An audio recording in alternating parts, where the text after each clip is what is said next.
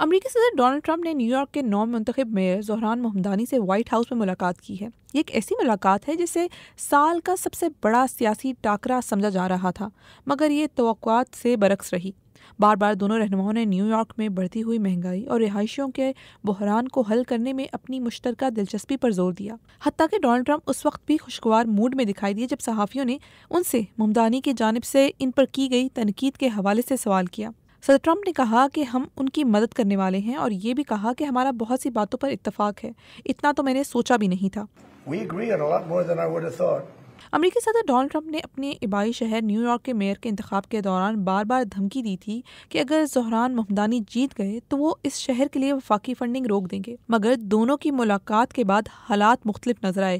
کمرے میں موجود ایک رپورٹر نے دونوں رہنماؤں کو یاد دلایا کہ ٹرمپ نے مہمدانی کو کمیونسٹ کہا تھا اور مہمدانی نے صدر کو آمر قرار دیا تھا۔ ڈونلڈ ٹرمپ نے مہمدانی کو اس صورتحال سے نکالتے ہوئے کہا کہ ٹھیک ہے، آپ بس ہاں کہہ دیں۔ ٹرمپ نے مہمدانی کے بازو پر ہلکا سا تھپتھپاتے ہوئے مسکرا کر کہا، یہ وضاحت کرنے سے آسان ہے۔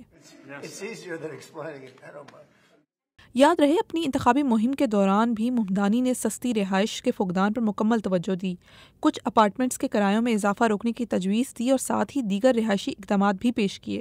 اسی طرح ڈونلڈ ٹرمپ نے بھی انتخابات کے دوران ووٹروں کی سب سے بڑی پریشانی یعنی مہنگائی کے مسئلے پر مسلسل بات کی۔ جیسے ہی صارفین کھانے پینے، رہائش اور دیگر ضروریات کی بڑھتی ہوئی قیمتوں سے پریشان ہوئے تو ٹرمپ نے معاشی حالات میں استحکام لانے کا پیغام دینے کی کوشش کی تھی۔ مہمدانی نے یہ بھی کہا کہ انہوں نے صدر کے ساتھ اس بارے میں بات کی ہے کہ نیو یارک کے لیے رہائش اور زندگی کو سستا کیسے بنایا جا سکتا ہے، مگر ماہرین کا ماننا ہے کہ اب بھی اہم سیاسی مسائل موجود ہیں جو جلد ہی دونوں رہنماؤں کو سامنے لا کر کھڑا کر سکتے ہیں۔